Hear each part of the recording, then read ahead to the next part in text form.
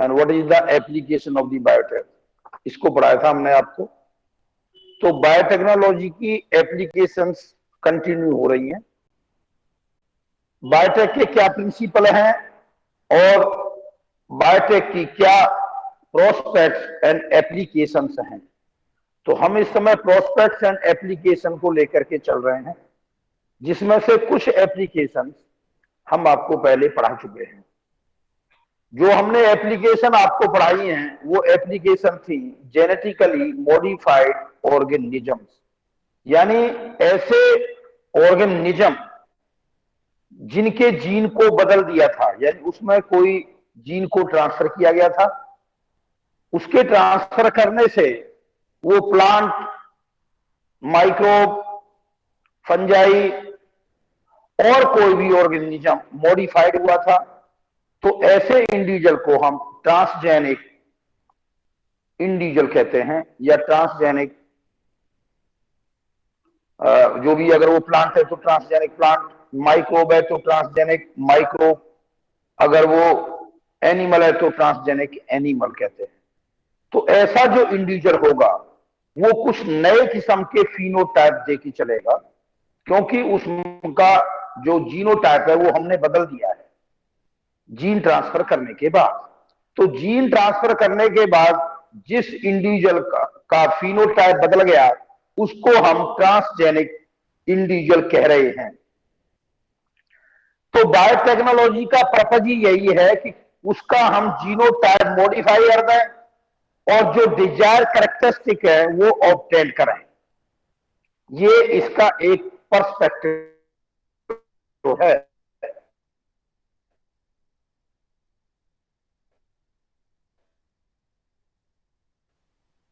तो इस genetic engineering की जो एप्लीकेशन थी, जो कि हमारे, जिसकी हमने आपको फोटो शीट करा के नोट्स पूछाए थे, उसमें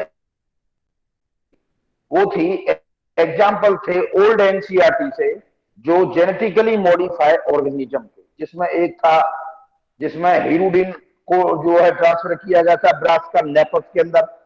तो ब्रासिका नेपस प्लांट को हमने ट्रांसजेनिक प्लांट बनाया था। ऐसे ही हमने एक अफ्रीकन प्लांट था पेंटाडिप्लेंड्रा ब्राजीना, उसमें से ब्राजीन का जीन ट्रांसफर किया था किसके अंदर, मेज के अंदर। तो मेज सोर्स हुआ था ब्राजीन नाम की जो प्रोटीन थी उसको बनाने में, जो कि एक स्वीटनर एजेंट था। ये sweetener agent, normal sweetener agent sugar से 200 टाइम्स मोर स्वीटनर था, and it was prove to be very beneficial to the diabetic patient. Okay, उसके बाद में थर्ड किस्म का जो हमने एक जेनेटिकली मॉडिफाइड ऑर्गेनिज्म लिया था, उसका नाम था flavour saver tomato. Flavour saver tomato ऐसा टोमेटो था जिस टोमेटो को बहुत टाइम तक हम स्टोर करके रख सकते थे और फार्मर्स को अपनी फसल का पूरा बेनिफिट होता, यानी जब उसका पोस्ट हार्वेस्ट लॉस कम से कम होता तो उससे क्या होता, उनका इकोनॉमिकली बेनिफिट बढ़ता। तो उसके लिए हमने बनाया था फ्लेवर सेवर टोमेटो, जिसमें ध्यान रखा गया था कि उसके टेस्ट में कमी ना आए पर उसकी सेल्फ लाइफ बढ़ जाए, ऐसे टमाटर को कहा था। वो जेनेटिकली इंजीनियर था। उसके बाद में एनिमल क्लोनिंग में डॉली शीप का एग्जांपल लिया था, जो कि इयान विलमुट और उसकी टीम ने स्कॉटलैंड में बनाया था। ये एक इंटरेस्टिंग पॉइंट ऑफ व्यू से बनाई गई थी। इसका ऐसा कोई विशेष बेनिफिट नहीं था। मैमाल्स के अंदर ये पहला था जिसका क्लोन बनाया गया था। वो एक बात और है कि आज ये शीप मौजूद नहीं है। ओके, लास्ट में है चक्रवर्ती स्टेज, जिसे हम सुपरबग कहते हैं। एक्चुअली चक्रवर्ती थे जिन्होंने सूडोमोनास क्यूटिडा नाम का एक ऐसा बैक्टीरिया बनाया था जिसमें बहुत सारे जीन इसमें इनकॉर्पोरेट किए थे प्लाज्मिड में, ताकि वो ऑयल स्पिल्स को ईट अप कर सके और दुनिया भर की चीजों को, पोल्यूटेंट को कंट्रोल कर सके। तो ये पोल्यूटेंट को कंट्रोल करने का था। कहने का मतलब आप इसे कह सकते हो, इसका यूज बायो रिमीडिएशन में था। बायो रिमीडिएशन कहते हैं correcting the environmental pollution by the use of microbes. तो ये था। तो ये कुछ जेनेटिकली मॉडिफाइड ऑर्गेनिज्म थे जिनको हमने बनाया था और हमने आपको ये चीजें लास्ट टाइम पे एक्सप्लेन की थी। अब यहां से हम आगे बढ़ेंगे कि बायोटेक की और कौन कौन सी एप्लीकेशन हो सकती है। तो ये सारे के सारे एग्जाम्पल ट्रांसजेनिक इंडिविजुअल्स के थे। किसके थे? ट्रांसजेनिक इंडिविजुअल्स के, जिनके बारे में हम लास्ट टाइम में डिस्कस कर चुके हैं। आज का टॉपिक जो अभी स्टार्ट होता है वो है role of biotechnology in agriculture. तो पार्टिकुलरली एग्रीकल्चर में जो बायोटेक की जो यूज है वो क्या है, तो उसमें हमने आपको जो नोट दिए थे, क्योंकि हमें जो चलना है एनसीईआरटी के पर्सपेक्टिव में चलना है, क्योंकि नहीं तो हम भटक जाएंगे, कहीं से कहीं पहुंच जाएंगे। तो कोई न कोई तो हमें एक प्रोसीजर, एक स्टैंडर्ड बनाना पड़ेगा। उसके लिए हमने एक एनसीईआरटी को रखा है। वैसे भी सिविल सर्विस एग्जामिनेशन के लिए एनसीईआरटी, सिविल सर्विसेज में क्यों, और भी किसी भी कंपटीशन में चले जाइए आप, चाहे वो नीट का एग्जामिनेशन हो, मेडिकल का, चाहे ये सिविल सर्विसेज हो, चाहे स्टेट के सर्विसेज हो, सब जगह एनसीईआरटी की तो महत्ता को खत्म नहीं किया जा सकता, यानी उसकी महत्ता बरकरार रहेगी। इसलिए उसी को हम अपने ध्यान में रखते हुए एग्जाम्पल्स को लेके चलेंगे। इसलिए हमने उसी के मुताबिक भी आपको नोट्स दिए हैं, तो उसी के मुताबिक लेके चल रहे हैं। तो उसमें जो है रोल है बायोटेक्नोलॉजी का एग्रीकल्चर में क्या है। तो एग्रीकल्चर में विशेष रूप से जरूरत किसकी होती है? हमें फूड की इंक्रीजमेंट करनी होती है। एग्रीकल्चर में उसका जो वास्तविक अर्थ होगा, में जो यूज होगा बायोटेक्नोलॉजी का, जो आरडीटी का, वो होगा इनहांसमेंट ऑफ द फूड। अब वो इनहांसमेंट ऑफ फूड इसलिए होगा क्योंकि इंक्रीजिंग पॉपुलेशन के लिए there is the great demand for the food. Food आप जानते हैं दो किस्म में ओरिजिन में होता है। एक तो जो है एनिमल इन ओरिजिन होता है, जिसमें दूध, दही और खुद मीट ये सोर्स आते हैं एक, और एक होता है प्लांट इन ओरिजिन, जिसके अंदर आपकी सीरियल क्रॉप्स आती हैं, व्हीट है, राइस है, मेज है, ज्वार है, बाजरा है, ये सब इसमें आती हैं। और भी सप्लीमेंट फूड होते हैं। आज बायोटेक्नोलॉजी का इस्तेमाल एलगी को भी एक फूड के रूप में इस्तेमाल करने के लिए, आज बायोटेक्नोलॉजी में फूड के लिए सिंगल सेल प्रोटीन का इस्तेमाल किया जा रहा है। इन सब चीजों किया जा रहा है, जैसा कि आप जानते हो, तो इस सभी में यूज है। तो जो ये इंक्रीजिंग फूड डिमांड के लिए क्या है, एक तो एग्रीकल्चर के जो केमिकल्स इस्तेमाल होते हैं उनका इस्तेमाल, एक ऑर्गेनिक फार्मिंग आपने देखी हो उसमें भी इसका इस्तेमाल, एक इसमें genetically engineering crop based agriculture है। ठीक है, ये सारी चीजें इसमें है, इंक्लूड है role of biotechnology in the agriculture. इसके अंदर सबसे पहले आपको बता दूं, इंडिया के अंदर 1960s में ग्रीन रिवॉल्यूशन आया। इस ग्रीन रिवॉल्यूशन के लिए जो जिम्मेवार थे एम एस स्वामीनाथन थे। M S Swaminathan, great scientist of the India, जिन्होंने एग्रीकल्चर को इतनी ज्यादा ध्यान दिया। आपकी जानकारी के बता दूं, एम एस स्वामीनाथन वो साइंटिस्ट थे जिनका सिविल सर्विसेज, यानी जिस सिविल सर्विसेज के लिए आज के यूथ सपना देख के चलते हैं हम आईएएस बन जाए, सारे नहीं, मैं विशेष रूप से बताता हूं ग्रामीण पृष्ठभूमि से, क्योंकि वो अपने को जो कहते हैं इंपावर फील करने के लिए सिविल सर्विसेज को उचित मानते हैं, जबकि बहुत से ऐसे होते हैं जिनके विचार कुछ और होते हैं। एम एस स्वामीनाथन उन्हीं में से एक थे जिन्होंने सिविल सर्विस एग्जामिनेशन को सक्सेसफुली क्लियर किया था। वो आईएएस हुए थे, पर उन्होंने आईएएस की जॉब को ज्वाइन नहीं किया था। बजाय institute of joining the IAS, उन्होंने एक Indian agriculture research institute IRI Delhi, उन्होंने वहां पे एग्रीकल्चर साइंटिस्ट के रूप में ज्वाइन करना उचित समझा। उसका नतीजा है कि इंडिया के अंदर इतनी सारी एग्रीकल्चर यूनिवर्सिटी एस्टेब्लिश हो पाई। इसीलिए अमेरिका हमेशा से कहा है, अमेरिका ने, कि इंडिया की ये खुशकिस्मती थी कि वहां का एक पर्सन बजाय एक क्लर्क बनने के उसने डिसाइड किया कि वो साइंटिस्ट बनेगा एग्रीकल्चर और देश की फूड की प्रॉब्लम सॉल्व कर दी। आप इस चीज को इस बात से कंपेरिजन करके देख सकते हैं कि पाकिस्तान और इंडिया जब दोनों अलग हुए थे इंडिपेंडेंस के पास, तो पाकिस्तान के पास जो भूमि थी वो इंडिया के जो पंजाब था, ये जो ईस्ट पंजाब है उनका था वेस्ट पंजाब, वो बेटर था। लाहौर और ये जो एरिया था, ये एरिया बहुत ज्यादा डेवलप था, एग्रीकल्चर में हर चीज में वो बहुत आगे था। कॉटन की प्रोडक्शन में, राइस की प्रोडक्शन में, गेहूं की प्रोडक्शन में वहां पर बहुत ज्यादा होता था। और ये जो आज का हरियाणा जिसे कहते हैं, ये तो पंजाब का पिछड़ा हुआ एरिया था। और आज आप फूड प्रोडक्शन में नोट कर लीजिए, वही पाकिस्तान, वही वेस्ट पाकिस्तान जो कि अब पाकिस्तान है, मतलब जो पंजाब, वेस्ट पंजाब जो कि आज पाकिस्तान का मेजर हिस्सा है, वहां का मोर देन 50% है, वो कितना आगे है या कितना पिछड़ा हुआ, वो काफी पिछड़ा हुआ है। जबकि इंडिया का आपको देखिए फूड में सेल्फ सस्टेन्ड है। इस सेल्फ सस्टेन्ड बनाने में बहुत बड़ा हाथ एमएस स्वामीनाथन का है। इसीलिए आपने देख लिया होगा कुछ लोगों ने, कुछ पार्लियामेंटेरियंस ने, जैसे जिसमें एक शरद यादव भी इंक्लूड थे और भी लोग थे, उन्होंने एमएस स्वामीनाथन के लिए भारत रत्न की भी डिमांड की थी कि इनको भारत रत्न मिलना चाहिए। क्यों? आप देखिए हिंदुस्तान का 66% जो पर्सन है, नियरली 66% आदमी जो है आज भी एग्रीकल्चर की ऑक्यूपेशन से जुड़ा हुआ है, चाहे वो डायरेक्टली है चाहे वो इनडायरेक्टली है। ये बात और है कि सिर्फ 33% जीडीपी जो प्रोड्यूस होता है वो एग्रीकल्चर के मार्फत से आता है इंडिया। अभी भी हम एग्रीकल्चर कंट्री हैं। जो सर्विस सेक्टर है उनसे, हम सर्विस सेक्टर के देश नहीं है, अमेरिका की तरह नहीं है हम, तो इसलिए यहां तो भाई एग्रीकल्चर पर ध्यान देंगे, यहां तो एग्रीकल्चर पर ध्यान देंगे, क्योंकि एग्रीकल्चर प्रधान कंट्री है। ये तो आपने खुद भी देख लिया होगा, जब एग्रीकल्चर के अभी जब ये कानून लगाए, किसी कारणवश गवर्नमेंट को वापस भी देने पड़े। तो यही मैं बताना चाहता हूं, इस एग्रीकल्चर की प्रोडक्शन को बढ़ाने के लिए देखिए खेत तो बढ़ नहीं रहे, क्योंकि जैसे जैसे अर्बनाइजेशन और पॉपुलेशन बढ़ रही है, खेत तो कम होते चले जा रहे हैं, खेत चले जा रहे हैं, जबकि जनसंख्या बढ़ती चली जा रही है।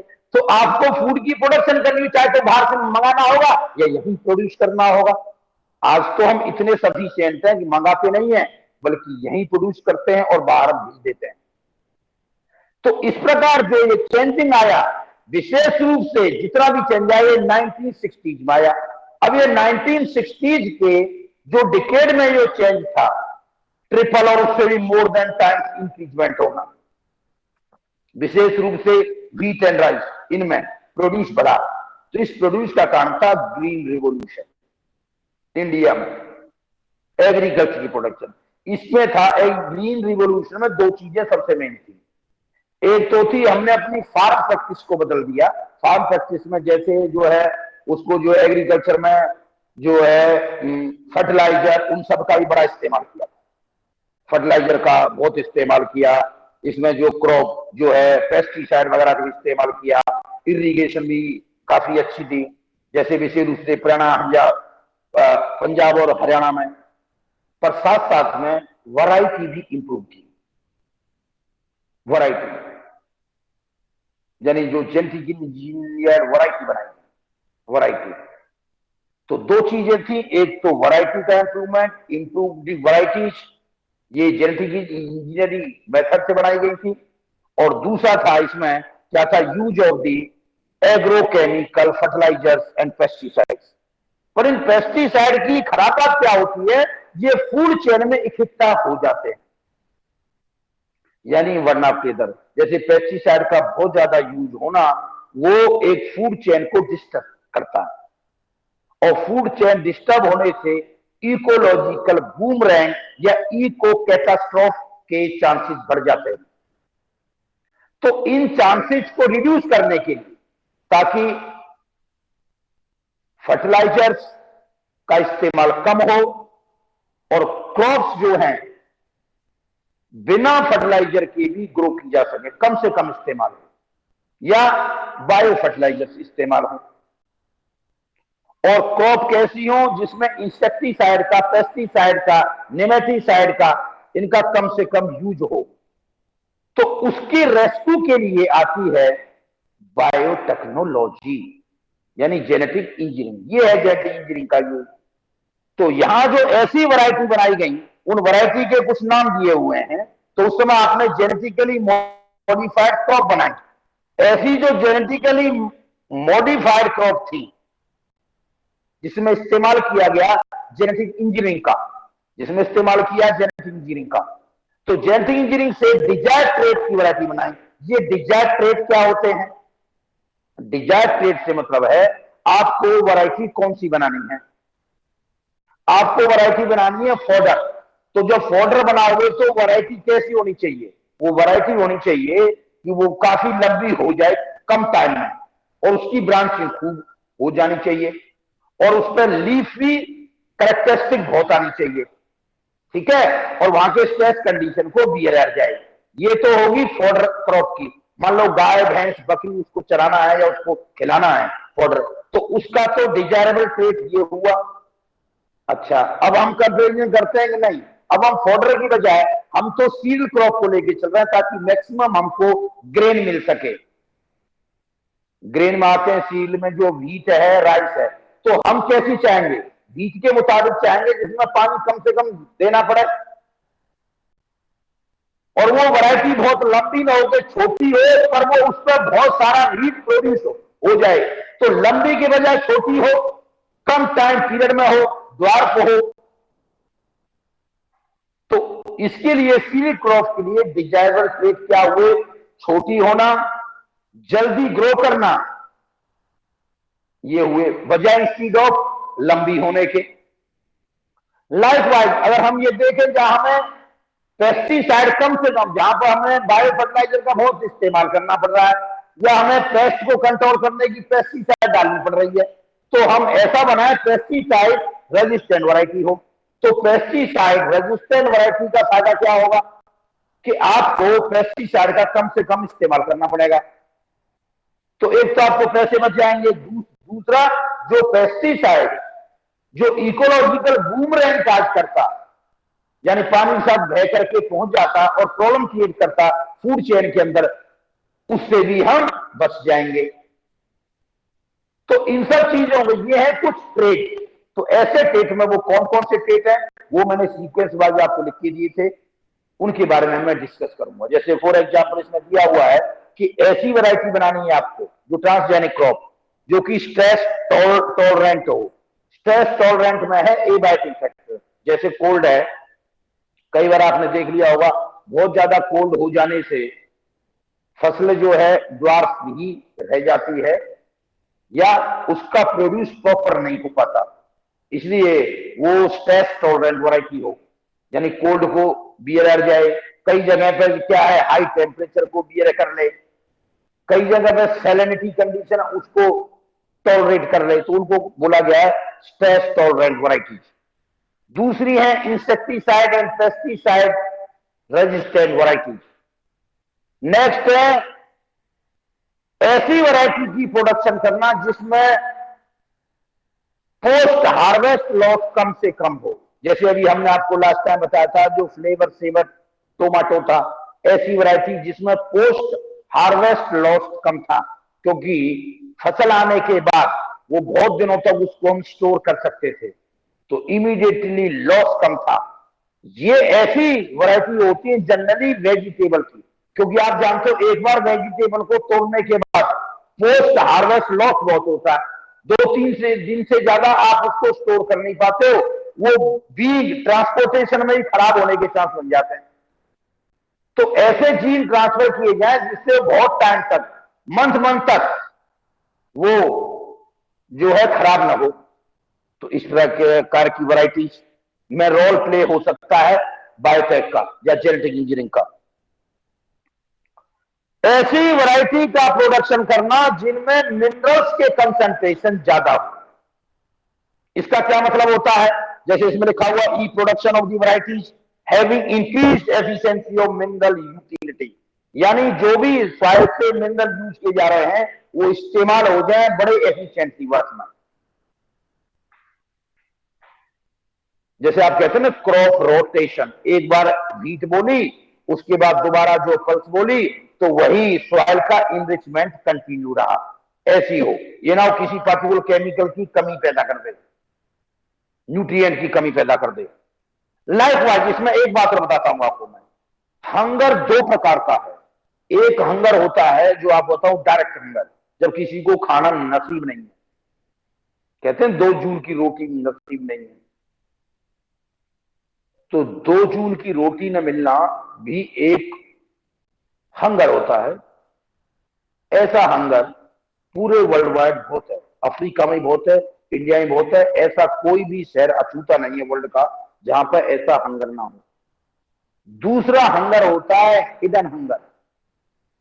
हिडन हंगर वो हंगर कहा जाता है जिसमें आदमी खा लेता है, रोटी खा लेता है, थोड़ा बहुत अपना खा लेता है, भूख मिटा लेता है, पानी पी लेता है, पर उसको मिनरल्स नहीं मिलते, यानी एसेंशियल न्यूट्रिएंट्स जो होती हैं उनकी कमी रह जाती है आदमी के अंदर। तो उसके लिए ऐसी वैरायटी बनानी होती है, इनको कहते हैं बायोफोर्टिफिकेशन, यानी जिस मेथड का इस्तेमाल करना होता है वो है बायोफोर्टिफिकेशन। तो बायोटेक्नोलॉजिकली ऐसा भी किया गया, ऐसी वैरायटी बनाई गई है जो कि बायोफोर्टिफिकेशन काज करती है। अब ये बायोफोर्टिफिकेशन क्या होता है मैं बताता हूँ।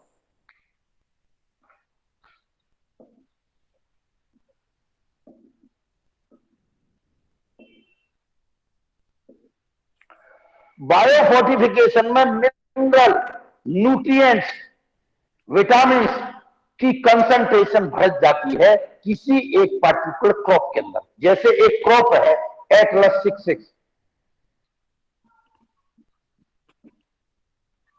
एटलस 66 वीट की, तो इसमें जो प्रोटीन कंटेंट है एक आम वीट से डबल है। ऐसे ही आपने देखा है गोल्डन राइस, जो कि विटामिन ए इनरिच है, विटामिन ए इनरिच है गोल्डन राइस। जो ये गोल्डन राइस है विटामिन ए इनरिच नहीं कहते हैं, क्योंकि वैसे बताऊंगा आपको विटामिन ए जो है कभी भी विटामिन ए एस सब जिसे हम विटामिन ए कहते हैं वो गोल्डन राइस में नहीं होता। वो एक्चुअली उसका पीला होने का काम है बीटा कैरोटीन। तो वो इनरिच जो है बचाए विटामिन ए में है, वो इनरिच है बीटा कैरोटीन के अंदर। मैं आपकी जानकारी के लिए बताऊं, जिसे हम दूध कहते हैं ना, दूध, ये विटामिन ए इनरिच होता है। वो एक्चुअली में विटामिन ए नहीं होता बल्कि वो बीटा कैरोटीन होती है। और ये बीटा कैरोटीन इमीडिएट प्रीकर्सर है किसका? विटामिन ए का। तो जब हम इसको खाते हैं और हमारी बॉडी में जब ये बीटा कैरोटीन पहुंचती है अंदर, तो लीवर के अंदर एक प्रक्रिया होती है जिसमें थायराइड हार्मोन प्ले रोल करते हैं और इस विटामिन बी ने इस बी कैरोटीन को चेंज कर देते हैं इन विटामिन ए में, विटामिन ए।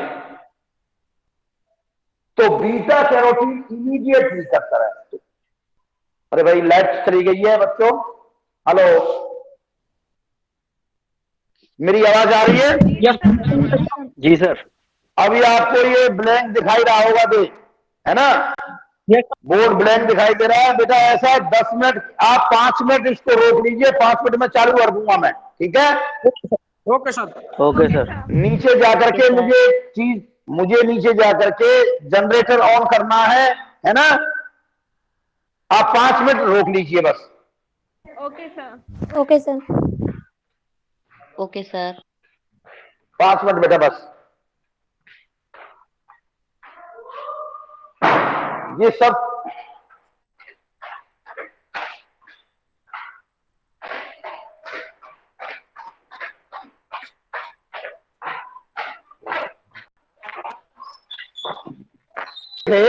जब कंटिन्यू कर रहे थे पढ़ाई को, तो हमने बताई थी कि जो पैसे जिसे हम विटामिन ए इनरिच वैरायटी कहते हैं, वो विटामिन ए ना होकर के बीटा कैरोटीन होती है। और ये बीटा कैरोटीन जब हम फूड खाते हैं तो बीटा कैरोटीन हीपेटिक कन्वर्जन में, हीपेटिक का होता है लीवर, तो ये हीपेटिक कन्वर्जन से बीटा कैरोटीन चेंज होती है विटामिन ए के अंदर in the presence of thyroid gland hormone. तो थायराइड ग्लैंड हार्मोन क्या करता है? हीपेटिक कन्वर्जन कर देता है बीटा कैरोटीन का विटामिन ए के अंदर। थायराइड हार्मोन, जैसे थायराइड हार्मोन में एक प्रसिद्ध हार्मोन है थायरोक्सिन, तो वो इस काम को कर देता है। तो ऐसी वैरायटी बनाना जिन वैरायटी से बेनिफिट क्या हो, जो कि कैसी हो, जो कि बायो फोर्टिफिकेशन कर रही हो, जिनके अंदर न्यूट्रिएंट स्टोर हो, विटामिन स्टोर हो। लास्ट टाइम हमने आपको शायद बताया, नहीं बताया, मुझे ध्यान नहीं है, या तो आएगा आगे। शक्ति, प्रोतना, ये वैरायटी ऐसी हैं जो कि मेज की हैं, जो कि इनरिच होती हैं लाइसिन और ट्रिप्टोफैन में। लाइसिन ट्रिप्टोफैन रिच वैरायटी हैं। शक्ति, प्रोतना, मेज की हैं ये वैरायटी।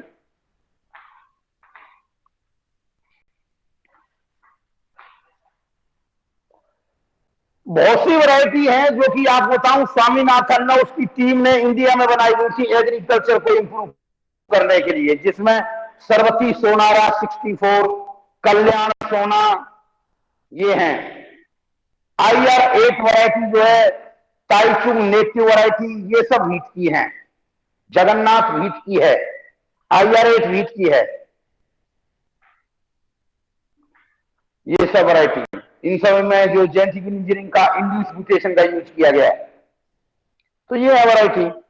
तो इसमें जो कुछ वैरायटी जो बनाई गई है, उसमें से एक वैरायटी है production of the pest resistant variety. Pest resistant variety, तो पेस्ट रेजिस्टेंट वैरायटी का मतलब क्या है, जिसमें ऐसी वैरायटी बनाइए जिसमें पेस्टिसाइड कम से कम इस्तेमाल हो। यानी जब पेस्टिसाइड कम से कम इस्तेमाल होगा तो ऐसी वैरायटी को क्या कहेंगे, पेस्टिसाइड रेजिस्टेंट वैरायटी। तो एक्चुअली में ऐसी वैरायटी कई बनाई गई। इसमें बैसिलस thuringiensis एक बैक्टीरिया होता है, बैसिलस thuringiensis, इसका जो जीन होता है उसे बोलते हैं, इसी के नाम का नाम है बीटी जीन, बैसिलस thuringiensis का जीन। इसी जीन को हम क्राइजीन भी कहते हैं, CRY। क्राइजीन का मतलब ऐसा जीन जिससे जब ये जीन एक्सप्रेस करेगा तो प्रोटीन बनेगी। उस प्रोटीन के बनते हैं क्रिस्टल्स। क्रिस्टल्स, ये जो क्रिस्टल्स होते हैं ये एंडोटॉक्सिन होता है, एंडोटॉक्सिन, टॉक्सिन होता है एंडोटॉक्सिन। पर जब ये बैक्टीरिया में बनता है तो ये प्रोटोटॉक्सिन होता है, प्रोटोटॉक्सिन। यानी बैक्टीरिया को के लिए ये हानिकारक नहीं होता, ये प्रोटोटॉक्सिन होता है। पर जब ये टॉक्सिन, प्रोटोटॉक्सिन, यही प्रोटोटॉक्सिन जब गट ऑफ इंसेक्ट के अंदर पहुंच जाएगा तो क्या हो जाएगा, वहां ये एक्टिव हो जाएगा, और एक्टिव होकर क्या कर देगा, उनकी गट वाल के अंदर परफोरेशन काज कर देगा। परफोरेशन, जब परफोरेशन हो जाएंगे तो मेम्ब्रेन का एक जो रोल होता है ना, कंट्रोल द परमेबिलिटी, वो लॉस्ट हो जाएगा।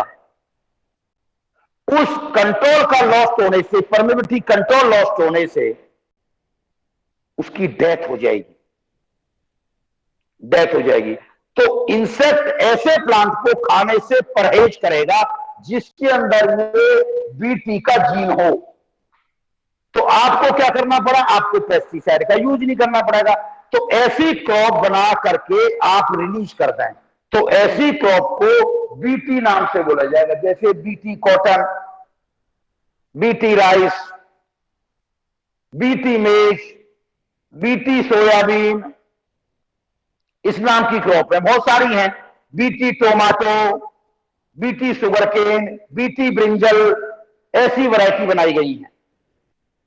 जो वैरायटीज कैसी हैं, इंसेक्ट पेस्टिसाइड से रेजिस्टेंट हैं। यानी कहने का मतलब है वो वैरायटी है पेस्ट रेजिस्टेंट वैरायटी, यानी पेस्ट का फर्क नहीं पड़ेगा, यानी पेस्ट अवॉइड करेगा उन्हें खाने से। जब पेस्ट अवॉइड करेगा, यानी इंसेक्ट जब ऐसी क्रॉप को अटैक नहीं करेंगे।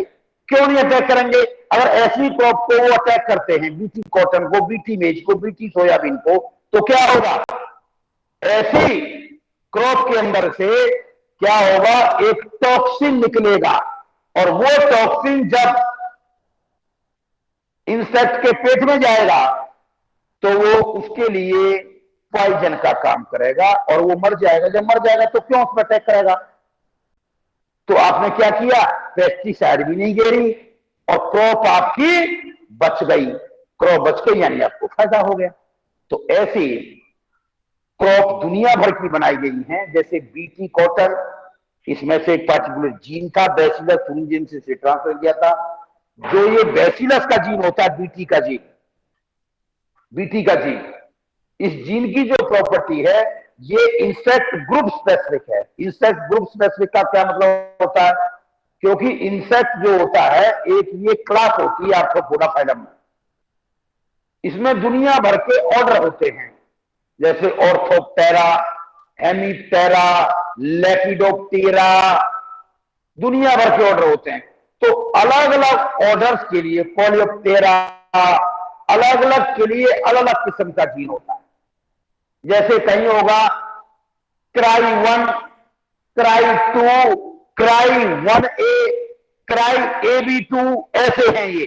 तो ये आपके यहां बाकायदा मेंशन है, मैंने जो आपको जो ये नोट दिए हैं, जैसे इसमें ये बताए गए हैं बीटी टॉक्सिन के बारे में, जो एंडोटॉक्सिन बनाया गया production of pest resistant variety, जिसमें बैसिलस thuringiensis के जीन का इस्तेमाल किया गया है।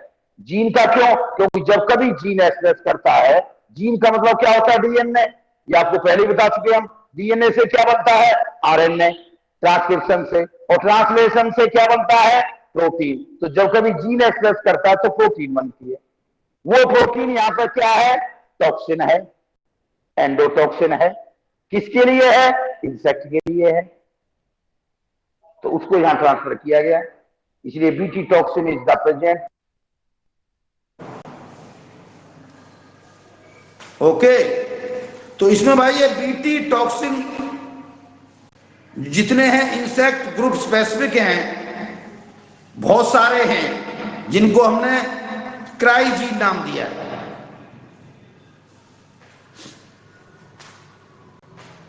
ओके बच्चों, जी सर। ये जो क्राई हैं ये कई हैं, जैसे क्राई,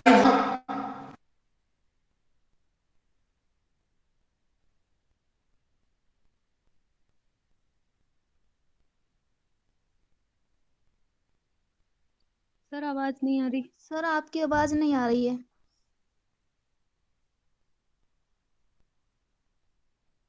हेलो, भी नहीं आ रही है। जी सर, आवाज अब आ रही है बेटा, है? अब आ रही है सर। जी सर। अच्छा अच्छा, हाँ चलो कोई बात नहीं, नहीं आए तो आप मुझे बता देना बेटा, है ना। जी सर। अब आ रही है, हाँ बच्चों, जी सर आ रही जी है। सर आ रही है। चलो कोई नहीं, मैं फिर से बोलता हूं, अब मुझे नहीं पता कहां तक रह गया है।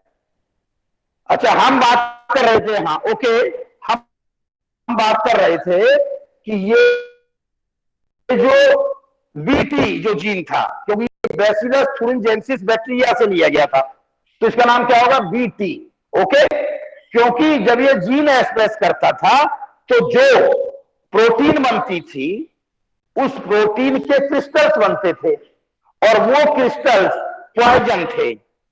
ओके, अब हमने बताया कि उनके जो क्रिस्टल्स के नाम पर क्राइजीन भी कहते हैं इसको, इसलिए इस बात से कंफ्यूजन मत करना बेटा कि मैं बीटी जीन कह रहा हूं, कई जगह बीटी जीन कह रहा हूं, कई जगह क्राइजीन भी बोलूंगा उसी को। तो बीटी जीन कहना और क्राइजीन कहना एक ही बात है। अच्छा, तो जब इस जीन को ट्रांसफर किया गया, क्योंकि ये तो जो है बैक्टीरिया का है, क्योंकि ट्रांसफर की पद्धति तो मैंने एप्लीकेशन से पहले वो आपको बता दी थी, बायोटेक्नोलॉजी प्रोसीजर क्या था उसमें, कि वो जो जीन होता है वो किसी बैक्टीरिया का हो सकता है, प्लांट का हो सकता है, एनिमल का हो सकता है, तो उसको किसी और ऑर्गेनिज्म में ट्रांसफर करना है, तो ट्रांसफर करने के लिए वेक्टर की जरूरत पड़ी थी।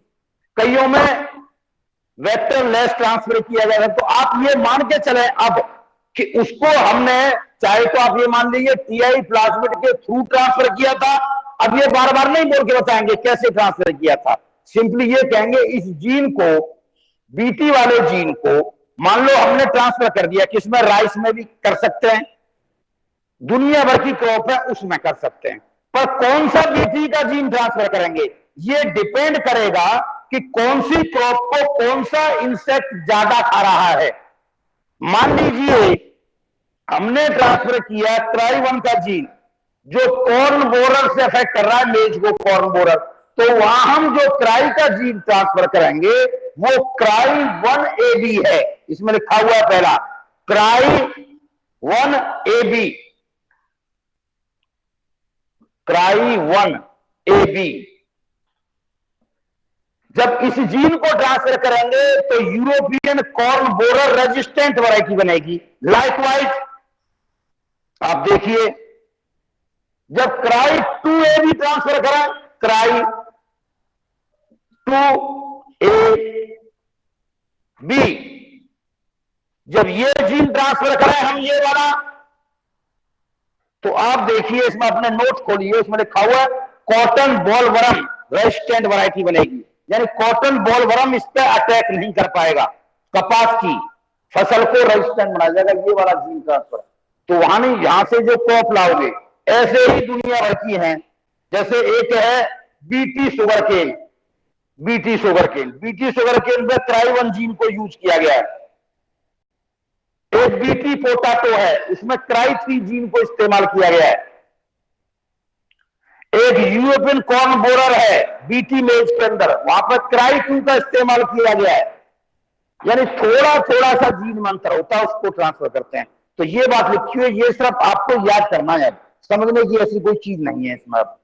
ठीक है, ये तो हो गई बारी किसके बारे में, जहां पर बैसिलस thuringiensis का इस्तेमाल किया गया था पेस्ट रेजिस्टेंट वैरायटी बनाने में। ओके, अब दूसरी और लेके चलते हैं। नेक्स्ट,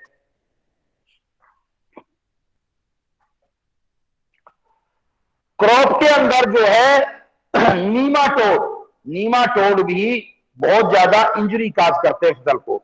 विशेष रूप से एक डिजीज होती है root knot of tomato and root knot of tobacco,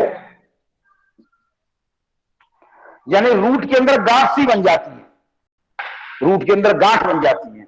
ये जो गांठ बनती है या इनका जो कार्डिटिव ऑर्गेनिज्म होता है, ये रूट नॉट, जहां भी नूट आ जाए समझ लेना नीमाटोड है, नीमाटोडा जो कि वर्म होता है उसके अटैक से होती है। और नीमाटोडा का नाम है मिलाइडोगाइनी,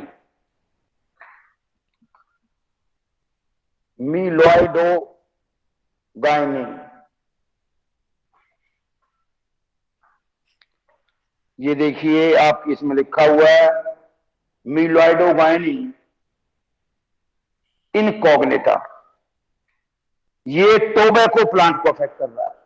अच्छा, मिलाइडोगाइनी स्पीसीज का मतलब है वो इसको भी कर रहे हैं, इसको भी कर रहे हैं। आपके यहां जो एग्जांपल दिया है दोनों ही हैं, रूट नोट ऑफ टोमेटो और रूट नोट ऑफ टोबैको।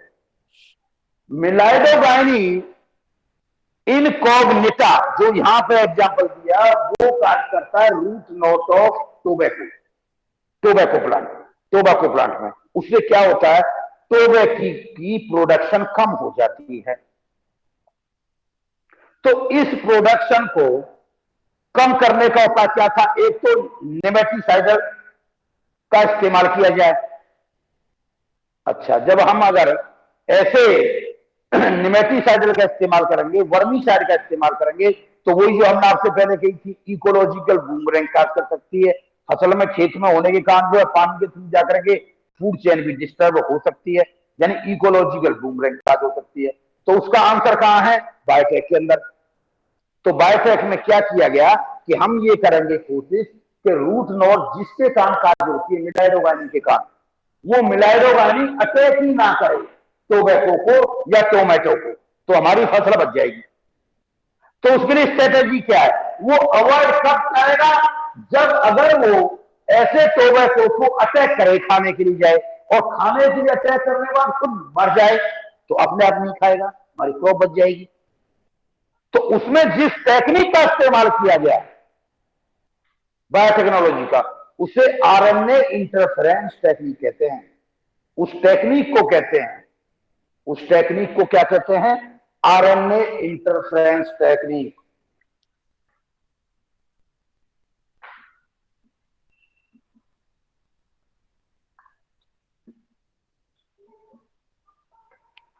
आप एक बात जानते हैं, मेडिसिन और फिजियोलॉजी में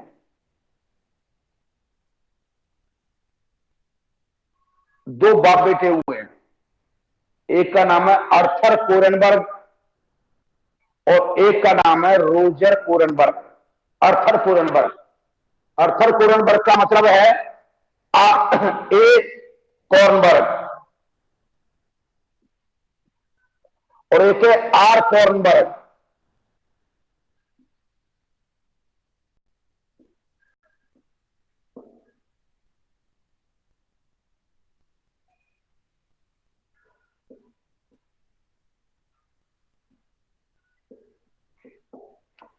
अर्थर कोरेनबर्ग बाप है और रोजर कोरेनबर्ग बेटा है। बाप को डीएनए सिंथेसिस में डीएनए पॉलीमरेज के लिए नोबेल प्राइज मिला था। कोरेनबर्ग एंजाइम कहते हैं डीएनए पॉलीमरेज 1 को। बाप को नोबेल प्राइज मिला था अर्थर कोरेनबर्ग को डीएनए पॉलीमरेज के डीएनए सिंथेसिस के लिए। सबसे पहले डीएनए की सिंथेसिस की थी, क्योंकि डीएनए से आरएनए बनता है। बेटा को 50 साल बाद रोजर कोरेनबर्ग को नोबेल प्राइज मिला आरएनए इंटरफेरेंस में, यानी आरएनए में आरएनए इंटरफेरेंस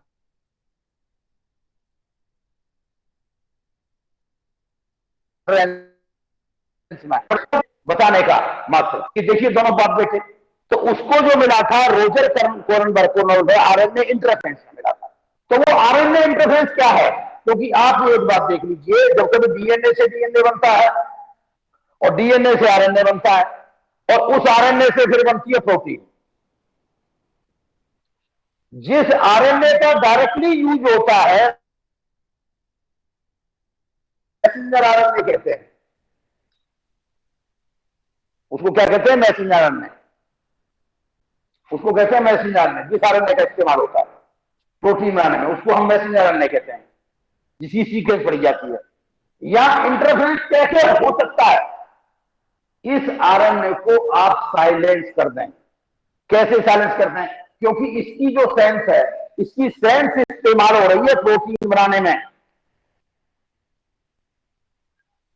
सेंस कैसे? जो भी इस मैसेंजर आरएनए की सीक्वेंस हो उसकी कंप्लीमेंट्री सीक्वेंस और बन जाए। Complementary sequence.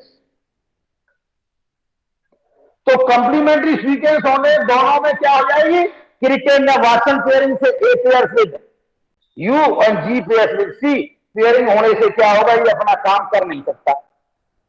तो ये क्या हो जाएगा? बजाय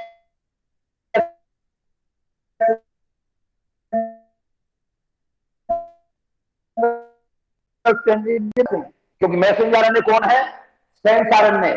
और इसकी जो कंप्लीमेंट्री कॉपी है वो कौन सी है? Anti sense RNA. तो एंटी सेंस आरएनए की कंप्लीमेंट्री कॉपी और सेंस आरएनए की और मैसेंजर आरएनए की सेंस कॉपी दोनों एक दूसरे से पेयरिंग कर जाएंगी। कौन से प्रिंसिपल पर कर जाएंगी? Thrift and Watson pairing. A pairs with T होता है, यहां तो थाइमिन तो होगा नहीं, यूरेसिल होगा, तो A pairs with U and G pairs with C तो हो जाएगी। तो अब ये अवेलेबल नहीं होगा प्रोटीन बनाने में। अवेलेबल नहीं होगा तो वो इंफॉर्मेशन आगे नहीं जाएगी। जब इंफॉर्मेशन आगे नहीं जाएगी तो नीमाटोड जब कभी उस टोबैको को खाने आए तो आपने टोबैको के अंदर पहले ही बदलाव कर रखा है। जैसे ही वो खाएगा पत्ते को या रूट नोट को, तो उस समय क्या आएगा? उसके अंदर एक ऐसा आरएनए बनेगा कंप्लीमेंट्री सीक्वेंस जो खुद उसके आरएनए का क्या होगा? कंप्लीमेंट्री, वो यूनाइट कर जाएगा तो उसके अंदर खुद के अंदर प्रोटीन बनेगी, ग्रोथ एंड डिफरेंशिएशन नहीं होगा, मर जाएगा। इसको कहते हैं आरएनए इंटरफेरेंस टेक्नोलॉजी या साइलेंसिंग ऑफ आरएनए। तो आपको जो याद करना है वो क्या करना है? क्योंकि इतनी डिटेल में नहीं भी पूछेगा आपको, क्योंकि ये तो एक जो बीएससी कर रहे होते हैं या भाई पूछ नहीं सकता। तो ऐसी स्थिति में और सिविल सर्जन में विशेष रूप से इनका भाई पता नहीं लगता है ये कैसे क्या और किस स्टैंडर्ड पे पूछ रहे हैं। आपने खुद देख लिया है कि एसए का जो टेस्ट आया है वो एसए का न होकर के फिलोसफी का आया है। बताओ क्या एसए कर देगा उसमें? भाई जब हमने एसए लिखे थे, अगर मेरे से ही कह दिया जाए आज आप इसको एसए को लिखिए, तो इतना एक्सपीरियंस होने के बाद भी और इतनी उम्र होने के बाद मैं भी वहां एसए राइट नहीं कर सकता था, क्योंकि मैंने कोई फिलोसफी थोड़ी ली हुई है। या मैं ये पढ़ के जाऊंगा कि हाथ कंगन को फारसी क्या और पढ़े लिखे को फारसी क्या। अब ऐसे पूछूंगा मैं वहां पर कि ये बनाइए भाई, फिर उसमें भी कोई 2-4 शब्द नहीं लिख के आने हैं। 1200 वर्ड, 1500 वर्ड, कोई ऊट पटांग थोड़ी भरना है कि मर गया वो पेज भर दिए कि नहीं। इतना एक्सपेक्ट किया जाता। क्या एक्सपेक्ट किया जाता? फिलोसफी थोड़ी एक्सपेक्ट की जाती है। सिविल सर्विस के बच्चे से फिलोसफी एक्सपेक्ट की जाती है। तो फिलोसफी एक्सपेक्ट किया तो हर एक को, तो सारे के लिए आप एलिजिबिलिटी क्राइटेरिया बदल दीजिए, आप पीएचडी रखो ना। क्या हमें तो पहले तो पीएचडी चाहिए कि डॉक्टर ऑफ फिलोसोफर तो पहले ही बनना चाहिए उसको। तो तुमने क्या ग्रेजुएशन का एलिजिबिलिटी का क्राइटेरिया रखा हुआ है? क्राइटेरिया बदल दीजिए कि सिविल में भैया हम तो सारे पीएचडी चाहिए हमें और इससे भी ऊपर ग्रेड की चाहिए हमें। तो ठीक है, गांव देहात का आदमी पहले इससे बाहर हो जाएगा। जरूरत क्या है इनको? सारी पॉलिसी अगेंस्ट विलेजर्स है।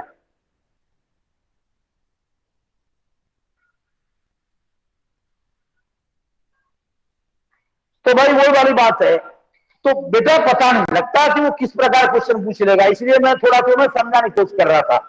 नहीं, इतना ज्यादा जानने की जरूरत नहीं है, सिंपली यही बात जानने की जरूरत है और कुछ ज्यादा नहीं है कि भाई नीमाटोड से बचाने के लिए क्रॉप को मीनाटोड से यानी विशेष रूप मिलाइड ऑर्गेनिज्म से बचाने के लिए हम आरएनए इंटरफेरेंस टेक्निक का इस्तेमाल करते हैं। आरएनए इंटरफेरेंस टेक्नोलॉजी का दूसरा नाम आरएनए साइलेंसिंग भी होता है। आरएनए साइलेंसिंग का इस्तेमाल करते हैं। अब ये बताना कि भैया वो आरएनए की एक कॉपी ऑफ डीएनए ऐसा इंट्रोड्यूस किया जाए क्रॉप में जिससे जो नीमाटोड अटैक करे उससे कंप्लीमेंट्री कॉपी बने, फिर वो कॉपी जब वो खाए उससे पेयरिंग करे, फिर जाके वो साइलेंट करे। अरे ये बायोटेक्नोलॉजी वाला कोई काम है या 12th के बच्चे पढ़ रहे हैं नीट के एग्जाम में उनके लिए काम है।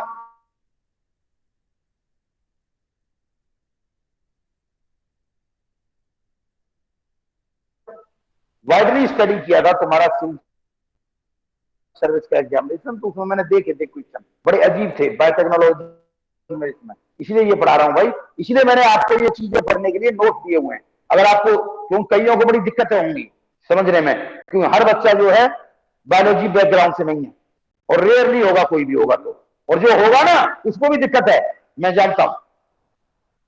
तो आप इसमें यही मान लीजिए पेस्ट रेजिस्टेंट वैरायटी बनाने में, यानी जो आप नीमाटोड से रेजिस्टेंट प्लांट बता रहे हैं उसमें जिस टेक्नोलॉजी का इस्तेमाल करते हैं उसे आरएनए साइलेंसिंग या आरएनए इंटरफेरेंस कहते हैं।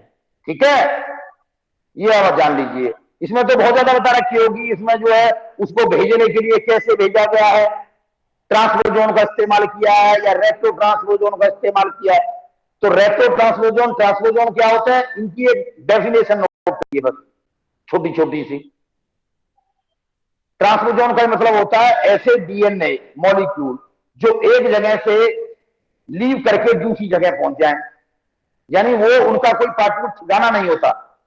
ये हमारे अंदर बहुत है, ह्यूमन जीनोम प्रोजेक्ट में है कि बहुत सा ऐसा डीएनए है जो एक जगह से दूसरी जगह चला चला जाता है। उसका काम क्या है किसी को नहीं पता। तो ऐसे को जंपिंग जीन, ट्रांसपोजीन बोलते हैं, उसको कहते हैं ट्रांसपोजोन या जंपिंग जीन। ऐसा जीन सिर्फ ये मत फील करिए आप कि वो सिर्फ जो है क्या नाम है यूकैरियोट्स में है, ये प्रोकैरियोट में भी होता है। जब प्रोकैरियोट में तो ऐसा भी होता है कि आरएनए होता है, फिर आरएनए से वो डीएनए बनाता है। उसको जैसे आपने सुना था ना रिवर्स ट्रांसक्रिप्शन कि आरएनए से डीएनए बनना, तो ऐसा जो डीएनए होगा, देखिए एक रिवर्स ट्रांसक्रिप्शन किसे कहते हैं, आरएनए से डीएनए बनने की प्रक्रिया को कहते हैं। तो ऐसा ट्रांसपोजोन जो आरएनए नेचर में हो और फिर उससे डीएनए बने, तो उसको यहां क्या कह दिया, रेट्रो ट्रांसपोजोन। तो यहां ये कहा गया है कि जब कभी जो कंप्लीमेंट्री जीन को ट्रांसफर करने के लिए इस्तेमाल किया जा सकता है, ट्रांसपोजोन और रेट्रो ट्रांसपोजोन। तो ठीक है, आपको अगर नहीं समझ नहीं आता तो कम से कम ये तो जान लीजिए कि ट्रांसपोजोन क्या होता है और रेट्रो ट्रांसपोजोन क्या होता है। ट्रांसपोजोन होता है जंपिंग जीन, ऐसा जीन या ऐसा डीएनए जो अपनी पोजीशन बदल दे, एक जगह पे ना रहे। ये कंडीशन ह्यूमन में भी है, ड्रोसोफिला में भी है, ये चीज बैक्टीरिया में भी है। बैक्टीरिया में इनको इंसर्शन सीक्वेंस कहते हैं या आईएस एलिमेंट कहते हैं, वहां भी है। एक होते हैं रेट्रो ट्रांसपोजोन। रेट्रो ट्रांसपोजोन का मतलब क्या है, यहां पे डीएनए नहीं होता, वो एक्चुअली में होता है आरएनए, और उस आरएनए से बनता है डीएनए, आरएनए से डीएनए। जैसे रेट्रोवायरस में होता था, एचआई वायरस में था, आरएनए से पहले डीएनए बनता था, फिर वो डीएनए इंटीग्रेट करता है। एचआई वायरस में क्या होता है, वायरस होता है आरएनए का, वो आरएनए वायरस बॉडी में भीतर घुसता है, और भीतर घुसने के बाद उस आरएनए से ऑटोमेटिकली डबल स्ट्रैंडेड डीएनए बनता है। फिर वो डीएनए होस्ट सेल यानी हमारी जो टी सेल में, मैक्रोफेज सेल में, वो इंटीग्रेट करता है, चिपकता है, जुड़ता है। तो उसमें एक इंटीग्रेशन एंजाइम होता है, वो उसको जोड़ता है, चिपकाता है। तो ऐसा जो डबल स्ट्रैंडेड डीएनए होता है जो आरएनए से बनता है, उसे प्रोवायरस कहते हैं, वायरस नहीं कहते। तो एचआईवी का जो वायरस होता है वो तो होता है आरएनए, आरएनए, पर एचआईवी का जो प्रोवायरस होता है वो डबल स्ट्रैंडेड डीएनए होता है। ऐसे ही यहां पर एक वर्ड इस्तेमाल किया गया है, ट्रांसपोजोन और रेट्रो ट्रांसपोजोन। रेट्रो ट्रांसपोजोन का मतलब होता है साफ साफ कि जो आरएनए होता है उस आरएनए से बनना है डीएनए, फिर वो डीएनए जाएगा, देखो वो होता है रेट्रो ट्रांसपोजोन। तो रेट्रो ट्रांसपोजोन लेके जाए या ट्रांसपोजोन लेके जाए उस डीएनए कंटेंट को, और वो जब डीएनए एक्सप्रेस करे तो ऐसा आरएनए बनाए जो कि एंटी सेंस आरएनए हो। एंटी सेंस मतलब कि जो नॉर्मली में जो मैसेंजर आरएनए बन रहा था उससे बिल्कुल कंप्लीमेंट्री कॉपी, ताकि वो उससे कंबाइन करके उसकी एक्टिविटी को रोक सके, ताकि आगे जाके प्रोटीन ना बने। ये है, उसको कहते हैं आरएनए इंटरफ्रेंस। अरे भैया, आरएनए इंटरफ्रेंस में तो नोबेल प्राइज मिल गया था, तो इसलिए आसान बात थोड़ी थी ये। मैंने बताया ना आपको कि जो कोरनबर्ग था, आर्थर कोरनबर्ग का बेटा, उसे नोबेल प्राइज मिला था आरएनए इंटरफ्रेंस पर। और वो भी देखिए रिसेंट में मिला है, 2010 के आसपास, पांच छह में मिला है शायद, 10 तो नहीं है, 2000 ही बोलेंगे। डिकेड जो है, इनिशियल डिकेड में मिला है, 2000 से लेकर 2000।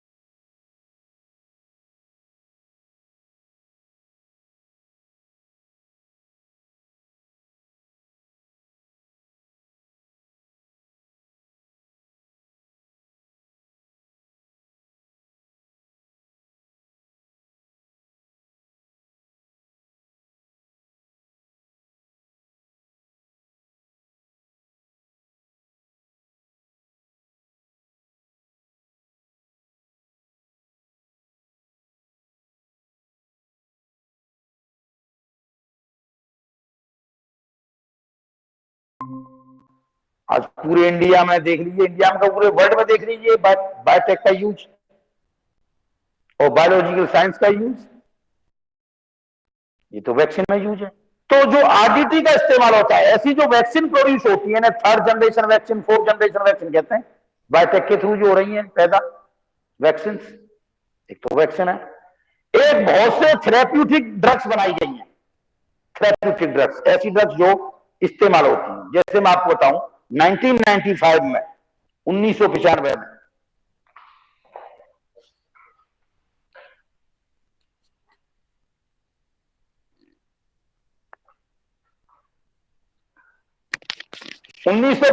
में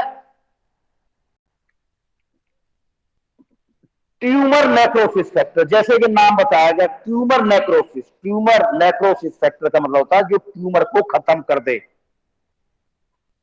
ट्यूमर को खत्म कर दे, ऐसा जीन का इस्तेमाल किया गया था। जैसे यहां लिखा हुआ 1985 tumour necrosis factor was isolated from mouse, mouse में से ये जीन आइसोलेट किया। इस जीन के अंदर कैपेबिलिटी क्या है, एंटी कैंसर प्रॉपर्टी है, क्योंकि कैंसर का मतलब ही क्या होता है, अनकंट्रोल्ड ग्रोथ या ट्यूमर का फॉर्मेशन। आप जानते हैं ट्यूमर दो प्रकार के होते हैं, एक बिनाइन ट्यूमर, एक मैलिग्नेंट ट्यूमर। जो मैलिग्नेंट ट्यूमर होता है कैंसर वो होता है, और मैलिग्नेंट ट्यूमर भी 2 प्रकार के होते हैं, इन्वेसिव और मेटास्टेसिस। इन्वेसिव और मेटास्टेसिस से मतलब यहां है, इन्वेसिव वो कैंसर होता है जो नेबरिंग सेल पर अटैक करता है, और मेटास्टेसिस वो कैंसर होता है कि जो एक जगह बनने के बाद टूट टूट करके ब्लड स्ट्रीम के थ्रू या लिम्फेटिक स्प्रेड के थ्रू, लिम्फ के थ्रू पूरी बॉडी में कहीं भी पहुंच जाता है और वहां जाके इंप्लांट कर जाता है। ज्यादातर कैंसर मेटास्टेसिस होते हैं, बस कुछ ही कैंसर ऐसे हैं जो मेटास्टेसिस नहीं होते। जैसे एक होता है जिलियोमा, ब्रेन का एक कैंसर है जिलियोमा, वो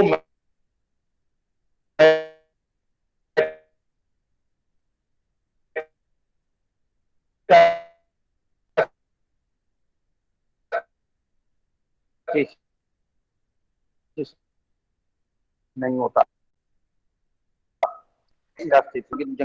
तब वो ट्यूमर नेक्रोसिस फैक्टर होगा, कम से कम इन्वेजिव कैंसर को तो रोक ही देगा। इन्वेजिव होता है जो पड़ोस में जाकर के फैलने वाला, क्योंकि मैलिग्नेंट कैंसर 2 प्रकार के बताए थे मैंने आपको, एक बताया था इन्वेजिव, एक मेटास्टेसिस। अब एक्चुअली में क्या, कैंसर पर एड्स पे हम अलग से नोट देंगे, पहले तुम्हें फोटो स्टेट भेजेंगे, ये बड़ा इंपॉर्टेंट इशू है, इसको अलग से पढ़ाएंगे आपको। तो इस समय फिलहाल के लिए सिर्फ बायोटेक्नोलॉजी रहे तो वहीं पर कंसंट्रेट करना है। तो उस कंसंट्रेशन में एक नाम आया ट्यूमर नेक्रोसिस फैक्टर। तो ट्यूमर नेक्रोसिस फैक्टर का क्या काम होगा ये आपको बताना है, कि ट्यूमर को श्रिंकेज करना, कैंसर को श्रिंकेज करना। तो इसके जीन को क्लोन कर लिया गया था 1985 में। इसी प्रकार यहां पे एक आप नोट देखेंगे, इंटरल्यूकिन 2 लिखा होगा या इंटरल्यूकिन लिखा होगा। इंटरल्यूकिन 2 का मतलब क्या होता है मैं आपको बताऊं, कि ये हमेशा इम्यून सिस्टम को मजबूत करता है। इम्यून सिस्टम को कैसे मजबूत करता है, क्योंकि जितने यहां पर लिम्फोसाइट होती हैं उनके अंदर मल्टीप्लिकेशन काज कर देता है। मैक्रोफेज के अंदर भी, मैक्रोफेज फेगोसाइटोसिस एक्शन करती है, उनके अंदर भी ग्रोथ और उनकी एक्टिविटी को भी तेज करता है। बी लिम्फोसाइट, टी लिम्फोसाइट इनकी एक्टिविटी को भी बढ़ाता है। तो इंटरल्यूकिन का भी रोल हो गया मेडिसिन में, यानी थेरेपेटिक यूज। तीसरा है production of the monoclonal antibodies. Monoclonal antibody यानी एक स्पेशल किस्म की एंटीबॉडी आपने बनाई किसी पर्टिकुलर ड्रग के अगेंस्ट। अभी आपने नाम सुना होगा कि सौरभ गांगुली को अभी कोरोना हुआ, और जब उनको कोरोना हुआ तो डॉक्टर्स ने मोनोक्लोनल एंटीबॉडीज का पूरा जो कि 50,000 से ज्यादा रुपए में बना हुआ था वो इंजेक्शन दिया।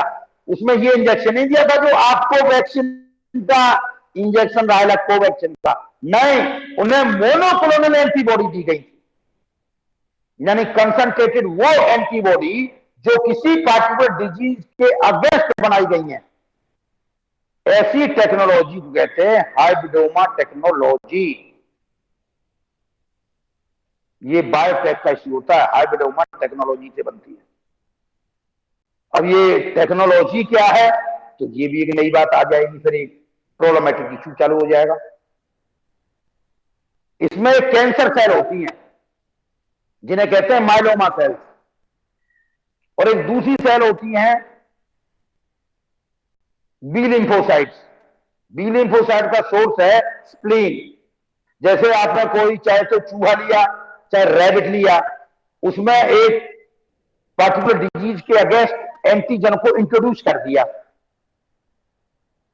तो वहां उसमें एंटीबॉडी बन जाएंगी कुछ टाइम बाद। तो उसको मार करके उसके स्प्लीन को निकाल लो, और उस स्प्लीन की फ्यूजन लैब में बैठ करके माइलोमा सेल के साथ करनी है। सोमेटोजेनी कहते हैं इसको मीडिया में।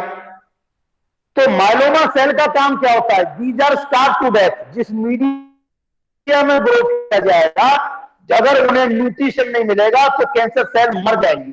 तो ये कैंसर सेल उसको एक्टिविटी प्रोवाइड करेंगी, जल्दी जल्दी डिवाइड करने की पावर। तो ऐसी बी सेल की संख्या बढ़ेगी फ्यूजन से, उसे हाइब्रिडोमा टेक्नोलॉजी कहते हैं। अब मेरे को ये समझ नहीं आता ये टेक्नोलॉजी मुझे बतानी है या नहीं बतानी, क्योंकि फिर ये टेक्नोलॉजी फिर बच्चे कहेंगे बहुत ज्यादा डीप हो गया। तो इसलिए मैं इस टेक्नोलॉजी को न बता के सिंपल वे से, तो तुम्हारा साइंस का टीचर अगर ईमानदारी से देखो तो पूरी कोचिंग में मैं ही हूं, तो मेरे लिए जो जिम्मेवारी है कोई वैसी तो है नहीं कि सिंपली कि मुझे कोई वैसी चीजें बतानी है। मेरे को तो जैसी मेरे पास तो टेक्नोलॉजी की ज्यादा चीजें आएंगी, तो यहां थोड़ी दिक्कत हो जाती है। ये कैसे होती है हाइब्रिडोमा, थोड़ा सा बताता हूं। यहां होता है बी लिम्फोसाइट, और यहां होती है कैंसर सेल जिसे माइलोमा सेल कहते हैं। और इनका क्या करना है, फ्यूजन। किसी मीडिया में, मान लिया वो मीडिया है हेट मीडिया, हेट मीडिया, हाइपोजेंसिन, ए अमीनोपेरिन, टी थायमिडिन। इस मीडिया में जब करेंगे तो यहां फ्यूजन का इस्तेमाल करेंगे। फ्यूजन के नाम पे पॉलीइथाइलिन ग्लाइकॉल या और चीजें हैं, इराडिएटेड वायरस को यूज करेंगे। बी लिम्फोसाइट आई कहां से हैं, स्प्लीन से। स्प्लीन किसकी है, माइस की हो सकती है, रैबिट की हो सकती है। क्यों, क्योंकि उसको इंजेक्ट किया था किसी स्पेसिफिक एंटीजन ने। वो स्पेसिफिक एंटीजन आप जानते हो, कोविड का भी पॉसिबल था। आई समझ में वो कैसे बनती है, ये बात बताना चाह रहा हूं। तो कोई भी वो जब इंजेक्ट की गई पर्टिकुलर एंटीजन, तो उस एंटीजन के खिलाफ स्प्लीन में, क्योंकि स्टोर हाउस है एंटीबॉडी का या बी लिम्फोसाइट का जिनसे एंटीबॉडी बनेगी, तो वहां स्प्लीन के अंदर क्या होगा कि एक स्पेसिफिक किस्म की बी लिम्फोसाइट बन जाएंगी, और बी लिम्फोसाइट से ही एंटीबॉडी बनती है। तो हम क्या करेंगे, उस स्प्लीन को उठा लेंगे और उस स्प्लीन को कैंसर काजिंग सेल के साथ में फ्यूजन कराएंगे। जैसे ये और ये, इनका फ्यूजन कराएंगे, क्योंकि ये अलग किस्म की सेल है, ये अलग किस्म की सेल है। तो जो इनका दोनों का रिजल्ट होगा उसे कहते हैं हाइब्रिड सेल। तो इसके नाम का नाम बना हाइब्रिडोमा टेक्नोलॉजी।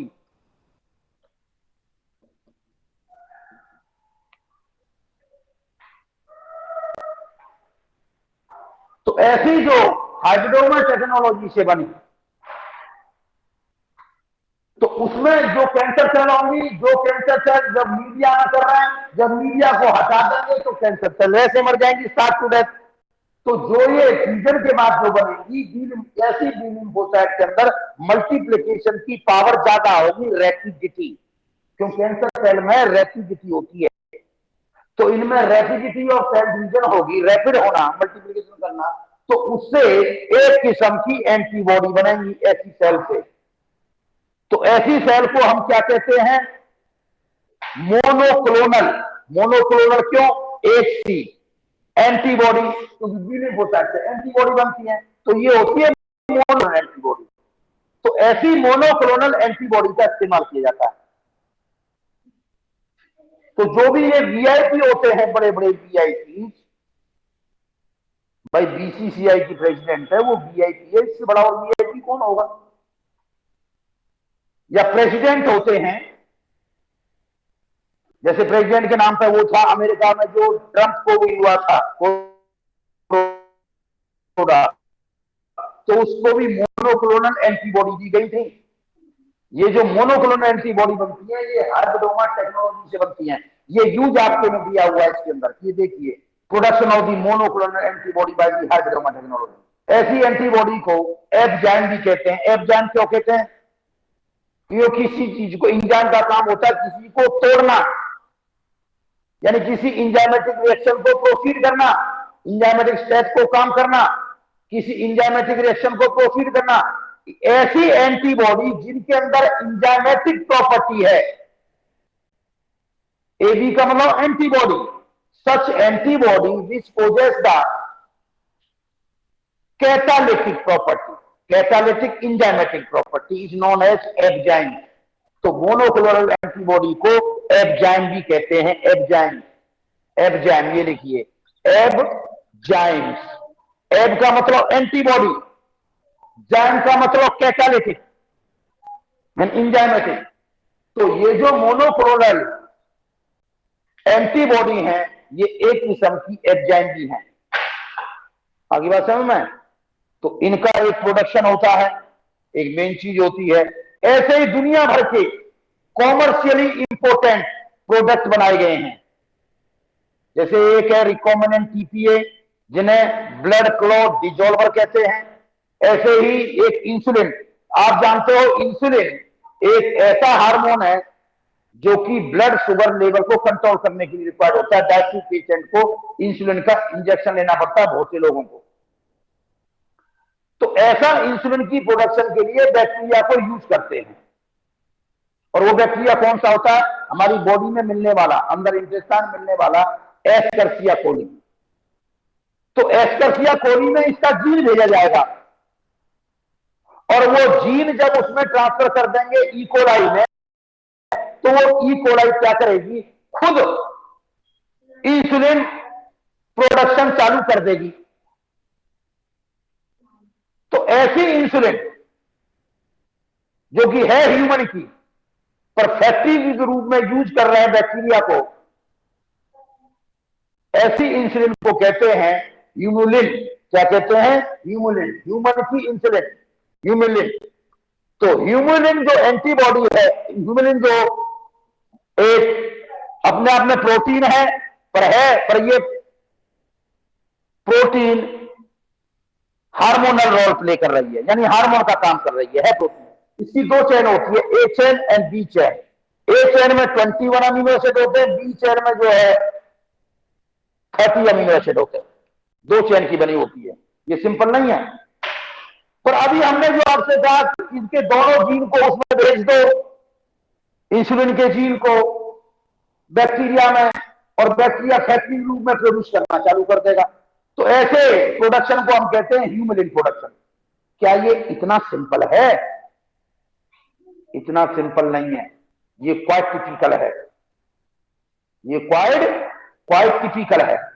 तो ह्यूमुलिन प्रोडक्शन का काम जो था, एक्चुअली में एक अमेरिकन कंपनी थी 1983 में, उसने किया था। ई लिल्ली नाम था उसका, ई लिल्ली। ये बात हमने आपको दिया हुआ है, ई लिल्ली ने किया था ये काम।